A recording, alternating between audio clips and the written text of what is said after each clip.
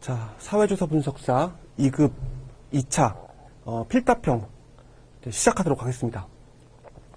제가 교재 맨 앞부분에 이제 이걸 써놨는데 41개, 42개의 문항을 써놨는데요. 여러분들이 학습하셔야 될 내용이 이게 전부입니다. 이 42개를 다 알고 다 쓸 수 있으면 여러분들은 무조건 합격을 하는데 지금 그래서 여러분들이 이거를 다 쓸 줄 알면 이 강의를 듣지 않겠죠.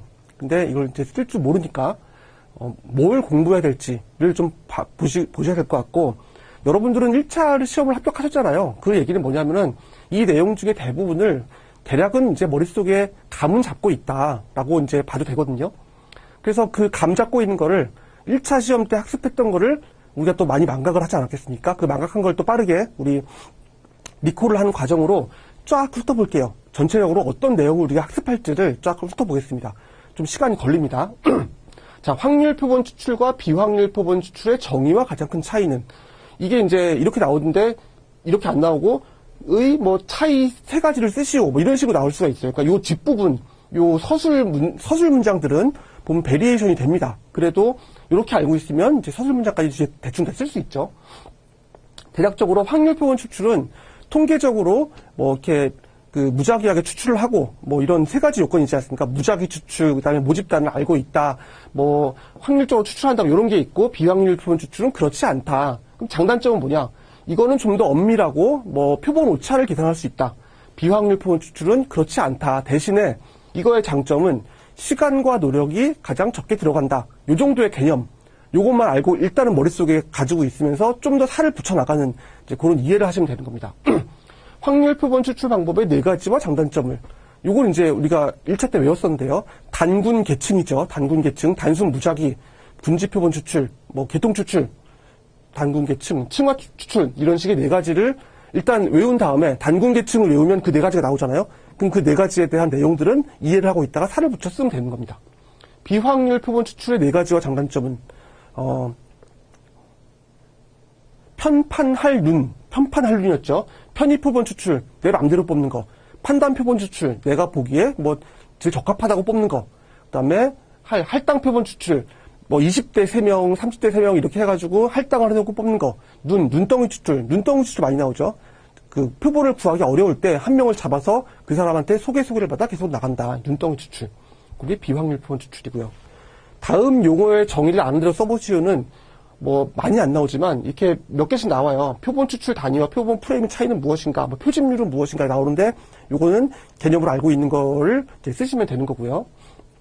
타당도의 종류와 각 타당도의 정의는 타당 사냥꾼 뒤뚱 물오리, 이게 저희 아이가 좋아하는 노래거든요.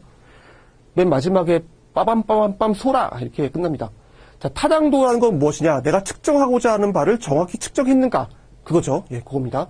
개념 타당도. 타당도에는 이것도 외웠죠. 내기계, 예동, 집합법. 그래서 그 예측 타당도, 기준 타당도, 개념 타당도 뭐 이런 식으로 쭉 외운 거가 있을 거예요. 머릿속에 기억나시는지 모르겠습니다. 그 앞부분을 쭉 외운 다음에 그거에 대한 살을 붙여 나가는 거는 학습을 통해서 이해를 하고 적당히 암기를 하시면 되겠습니까? 개념 타당도의 의미와 종류는 이라고 했는데, 이거 말고도 내기계, 내용 타당도, 그다음에 뭐 개념 타당도, 뭐 기준 타당도 이런 거에 대한 의미와 종류가 다 나올 수 있어요. 그래서 그런 거에 대한 것도 다 나와야 되기 때문에 쓸 수 있어야 되기 때문에 문제 내기 아주 좋겠죠. 문제 내기 좋을 뿐더러 문제를 많이 낼 수 있잖아요. 그래서 많이 나옵니다. 이런 문제. 이 4가지 방법, 이거 얼마나 시험 내기 좋습니까? 저번에는 확률 표본 추출 방법에 단순 무작위를 냈으니까 이번에는 비확률 표본 추출에 눈덩이를 내야지. 뭐 다음번에 또 뭘 내야지? 층화 추출 내야지. 이런 식으로 계속 바꿔가면서 나와요. 자, 외생변수의 7가지 정의와 예시는, 외생변수 우리 기억하시나요? 우성시측 소통표였습니다. 자, 지금 제가 앞문자 무작위 말씀드리고 있죠. 맨 마지막에는 앞문자만 쫙 노트에 써놓고서 그것만 외우고 그거 가지고 또 시험장에 가서 시험지 받기 전까지 중얼중얼 외우면서 가는 거예요. 그 앞문자만 한 것 같다가. 우성시측 소통표, 뭐 우연한 사건, 또 뭐 있죠. 우발적 사건, 성숙 효과, 시험 효과, 그게 뭔지에 대한 거 전부 다 알고 있어야 되고, 예시도 하나씩 알아야 되니까 이것도 시험 문제 내기 좋고 역시 많이 나옵니다. 외생변수의 통제 방법 4가지는 제균, 상무, 제거, 균일화, 상쇄, 무작위. 그게 방법이 다 뭐고 어떻게 하는 거고까지 아시면 되는데요. 일단 제기운 상무를 알아야 쓸 수 있지 않겠습니까? 그래서 그건 외우시고 제기운 상무 외우기 어렵지 않잖아요. 뭐 그런 거 그렇게 학습하시면 되는 거고요. 외적 타당도를 저해하는 요인들, 뭐 요인들 있겠죠. 요인들도 마찬가지로 딱 아시면 되는 거고. 독립변수, 종속변수, 선행변수, 매개변수 이런 제3의 변수라고 하죠. 이게 외제 변수, 뭐 외적 변수, 또 혹은 외생 변수라고 쓰이기도 해요. 이런 식으로 이렇게 왔다 갔다 하면서 쓰이거든요. 근데 어쨌건 이게 뭔 뜻인지에 대한 거를 쓸 수 있어야 됩니다. 주로 뭐 매개 변수가 무엇인가, 뭐 조절 변수가 무엇인가 이런 것들이 나오고 이 단어가 그래서 독립 변수는 그냥 원인이 되는 거, 종속 변수는 결과가 되는 거. 그래서 우리는 원인이 결과에 미치는 영향만 알고 싶은데 그 외에 다른 것들이 덕지덕지 붙어가지고 이제 매개 변수니 조절 변수니 붙어가지고 원인이 결과에 미치는 영향 외에 다른 영향들을 막 미쳐가지고 이제 그것들을 제거하고 싶은 거잖아요. 그런 내용들입니다. 자, 지금 말씀드리는 것들이 어느 정도는 맞다 한 번쯤 봤지 내가 1차 때 공부했었지 라고 하셔야 돼요. 이거 지금 만약에 이거 하나도 모르겠다. 이게 도대체 무슨 말이야. 타당타당 사냥꾼이 뭐야. 뭐 이런 식으로 생각하시면은 시험 공부 좀 많이 하셔야 되고요. 제가 말씀드리는 게 뭐 대략적으로 이해는 가신다 라고 하시면 이제 여러분들의 2차 수험은 좀 순조로울 것이다. 신뢰도는 뭐였죠? 신뢰도는 그 일관성 있게 측정하는 거죠. 그래서 우리가 1차 때 많이 나왔던 것 중에 관역 해놓고서 틀린 데다가 막 이렇게 총 쏜 거. 그거가 이제 신뢰도가 높으면서 타당도가 낮은 거다. 이렇게 했었는데 결국 일관성, 그러니까 신뢰도가 무엇인가라고 하면 일관성이라는 단어가 일단 들어가야 됩니다. 그리고 향상 방안 4가지, 뭐 측정을 정확하게 한다든지, 면접원들을 잘 교육시킨다든지 이런 것들이 있겠죠. 그런 것들 4가지가 있을 거고요. 리커드 척도, 서스톤 척도가 주로 나오는데 이거 말고 다른 척도들도 되게 많잖아요. 그런 것도 나오기도 합니다. 근데 보통은 이게 나오고요. 처음 보는 척도가 나왔다. 그건 어쩔 수 없어요. 그냥 이렇게 우리가 쭉 한번 보시다가 리커드 척도, 그 서스톤 척도는 확실히 쓸 수 있도록 확실히 암기를 하시고 그 다음에 나머지 척도들은 그런 게 있구나라는 거 정도 알고 계시다가 불의타로 나왔다. 그럼 아는 만큼만 쓰시면 됩니다. 특정 수준에 따른 4가지 척도, 명서 등비였었죠. 그리고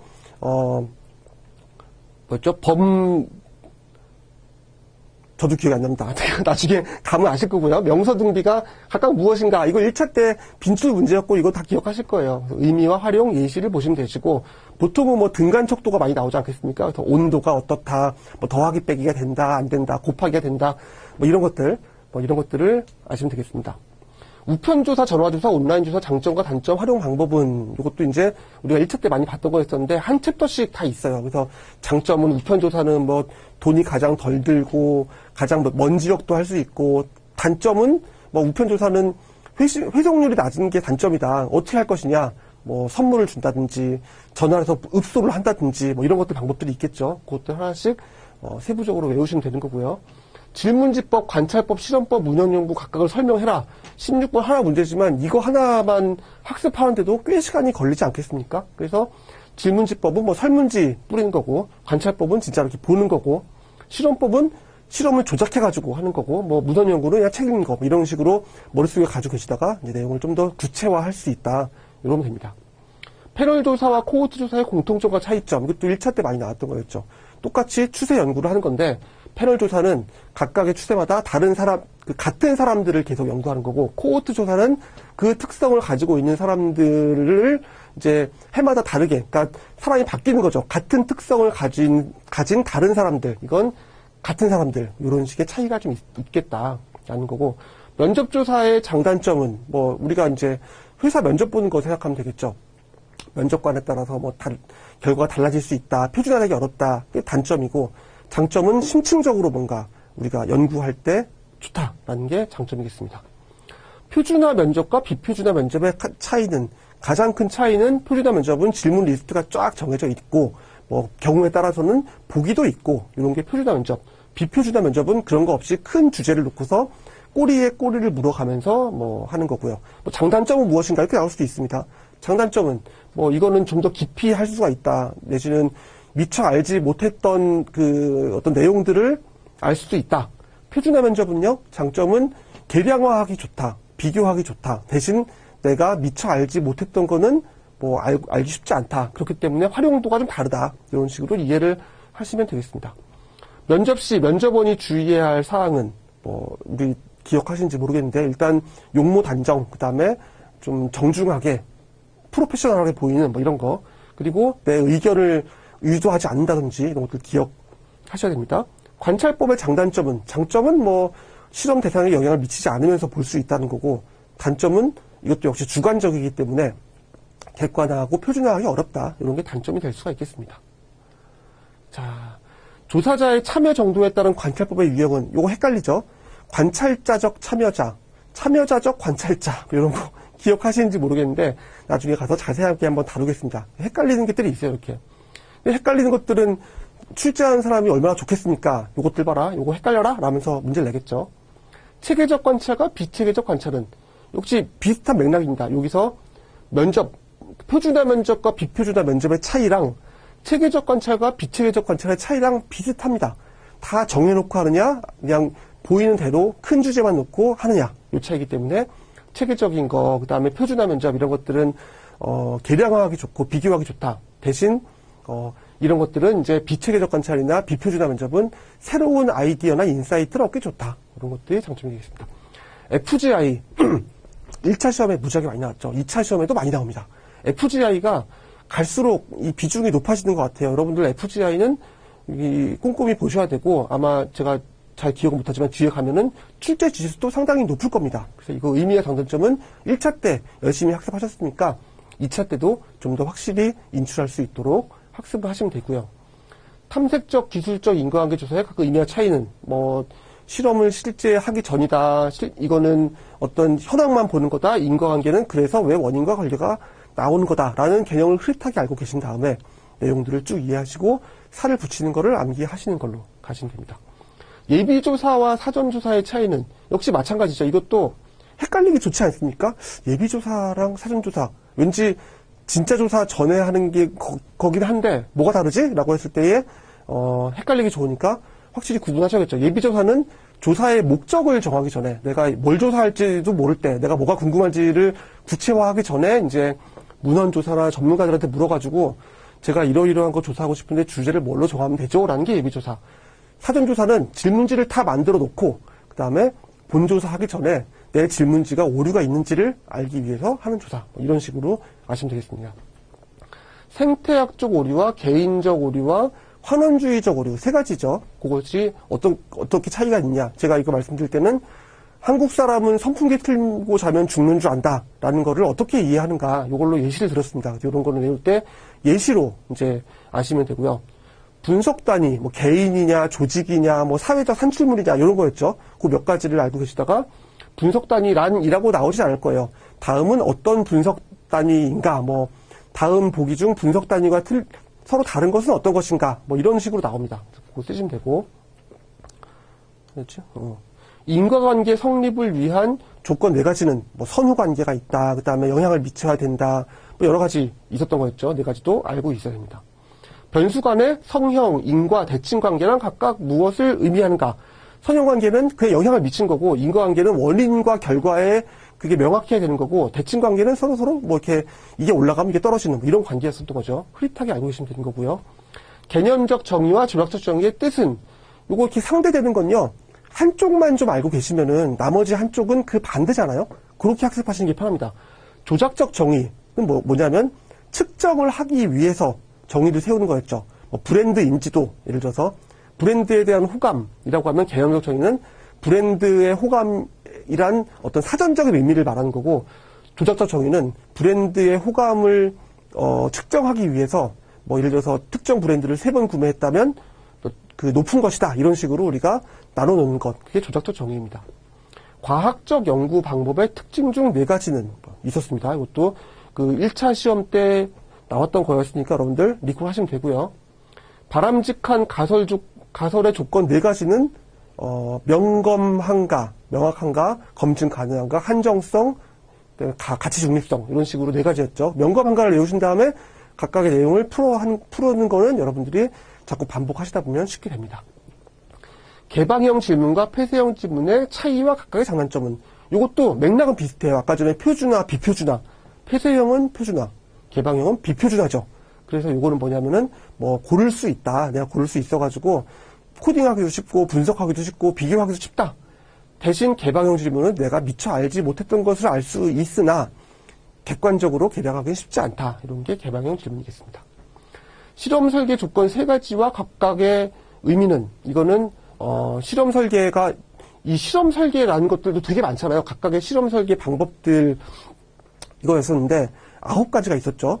그래서 뭐 순수 실험 설계, 이거 여기도 상당히 문제 많이 나오지 않겠습니까? 순수 실험 설계, 유사 실험 설계, 원시 실험 설계. 원시 실험 설계는 원시인, 그래서 가장 좀 엄밀하지 않은 거. 그리고 순수 실험 설계는 가장 엄밀한 거. 그래서 실험실에서나 가능한 거. 유사 실험 설계는 그 중간 단계. 그래서 이거 가르는 저 차이가 뭐냐? 뭐 실험 조건을 통제할 수 있다든지, 내지는 뭐 이 내용들을 전부 다 그 랜덤화 할 수 있다든지, 뭐 이런 것들이 3가지고, 설계 방법들은 그렇게 3가지가 있고, 그 뭐 원순유, 단단집 뭐 이런 거 외우신 거 기억하시는지 모르겠어요. 그래서 원시, 순수, 유사, 그다음에 원시 실험 설계는 뭐 단순 무작위, 단순 실험 설계, 뭐 단순 전후 비교 설계 이런 식으로 이렇게 암기하신 거 있을 겁니다. 좀 시간 많이 걸리겠지만 이번에도 1차 때도 중요했으니까 2차 때도 많이 나온다. 보시면 되겠습니다. 자, 표본 오차와 비표본 오차, 이거 기억하시는지 모르겠는데, 표본 오차는 표본 조사를 하기 때문에 생기는 오차고요. 비표본 오차는 표본 조사와 상관없이 생기는 오류입니다. 그러니까 표본 오차는 표본의 크기를 늘리면 늘릴수록 줄어들어서 뭐 이론적으로 표본의 크기가 모집단의 크기와 동일해진다. 그러면 모집단과 표본이 똑같잖아요. 그럼 표본 오차는 빵으로 이제 수렴을 하는 거죠. 비표본 오차는 그 표본의 크기를 늘릴수록 더 커집니다. 왜냐하면은 조사원들이 뭐 잘못 조사한다든지 내지는 코딩할 때 오류가 있다든지 이런 식으로 비표본 오차는 표본의 크기가 늘면 늘어난다. 표본 오차는 표본의 크기가 늘면 줄어든다. 그래서 가끔씩 뭐 이런 문제 나오죠. 표본 오차가 그 표본 조사가 전수 조사보다 오히려 더 정확할 수 있는 상황은 이렇게 문제 나오잖아요. 그게 뭐냐? 비표본 오차를 줄일 수 있기 때문이다. 이런 식으로 설명을 하는 것도 문제에 종종 나옵니다. 표본 오차와 비표본 오차의 발생 원인 감소 방안, 방금 말씀드렸죠. 표본 오차는 표본의 크기를 늘리면 늘릴수록 그 감소할 수 있다. 비표본 오차는 표본의 크기와 관계없이 이제 비표본 오차는 뭐 조사원들을 잘 교육을 시키고 그래서 같은 척도를 사용하고 뭐 이런 식으로 줄이는 것이다. 보시면 되겠고, 1차 자료와 2차 자료의 의미 장단점. 이건 뭐냐면 1차 자료는 1인칭이었죠. 내가 만드는 게 1차 자료. 2차 자료는 2인칭, 남들이 만드는 거가 2차 자료였다. 그래서 1차 자료는 내가 만들기 때문에 내가 꼭 원하는 그 자료를 만들 수 있는 장점이 있고 대신 시간과 노력과 비용이 많이 들어간다. 2차 자료는 남들이 연구해 놓은 거기 때문에 한번 검증이 됐으니까 더 신뢰할 수 있고 그리고 쉽게 이제 갖다가 쓸 수 있고 그리고 시간과 노력과 비용이 덜 들고 이런 게 장점인 반면에 2차 자료의 단점은 뭐냐? 내가 목적으로 하는 바로 그 자료, 바로 그 시점의 자료를 찾기는 쉽지 않다. 그렇기 때문에 2차 자료를 바탕으로 1차 자료를 만든다. 이렇게 보시면 되겠습니다. 문헌조사, 책 읽고 누가 만들어 놓은 논문, 뭐 서적, 무슨 뭐 블로그 글, 인터넷 게시판, 나무위키 이런 것들 조사해야 하는 게 문헌조사죠. 이거는 역시 2차 자료의 장단점과 같은 내용입니다. 2차 자료의 대부분이 문헌조사잖아요. 2차 자료에는 뭐 전문가 인터뷰도 있고 뭐도 있고 한데 대체로 문헌조사의 장단점과 2차 자료의 장단점은 뭐 거의 비슷하다. 그래서 만약에 2차 자료의 장단점이 나왔는데 문제 나왔는데 내가 잘 모르겠다. 그럼 문헌조사의 장단점을 그대로 쓰면은 문제 없습니다. 내용분석법의 정의와 장점 3가지. 자, 요거는 문헌조사의 또 일부분이죠. 그렇기 때문에 역시 정의와 장단점 3가지가 내용분석법이 기억이 안 난다라고 하면은 문헌조사의 장단점 3가지를 써도 됩니다. 왜냐하면 포함하기 때문에. 근데 이제 그 중에서 내용분석법만의 장단점을 하나씩 써야겠죠. 내용분석법 뭐라 그랬죠? 이거 쉽게 말하면 빅데이터 분석의 연관어 분석, 막 이런 거라 그랬죠. 그래서 단어들을 뽑아다가 데이터를 만들어가지고 데이터를 분석하는 그 내용분석법이었다. 그 개념만 있으면은 문헌조사의 장단점 한 2가지 쓴 다음에 그 내용들을 좀 쓰면 되겠습니다. 표본 크기를 구하기 위해 사용되는 신뢰구간 접근법의 개념과 절차 5가지, 5단계. 이거 어려운 문제고 자주 출제되지 않는 문제입니다. 이런 거 이제 제가 여기서도 지금 브루이타 문제 몇 가지를 넣긴 넣었거든요. 이런 것들을 어떻게 대응하는지 좀 보시면 되겠고요. 요거는 그 실내구가 접근법을 만점을 받으려면은 요거는 우리가 그 수식을 써야 돼요. 루트 시그마 분의 엑스바 마이너스 뮤 뭐 이렇게 해가지고 플러스 마이너스 아시죠? 그거를 쓰시는 건데 나중에 한번 같이 보도록 하겠습니다. 그래서 요 42개를 다 확실히 알 수 있으면 우리는 시험에 합격을 할 수 있고 만점은 받을 수 없을 수도 있어요. 불이타 문제 나오고. 근데 요것만 일단 우리는 확실히 하자. 여러분들이 이 다음 시간부터 하실 거는 요 내용들을 저와 함께 다시 한번 리콜하고 새로 좀 개념을 잡고 그리고 문제지의 답안을 어떻게 쓸지 그 세 가지의 방법에 대해서 이제 본격적으로 학습을 하도록 하겠습니다.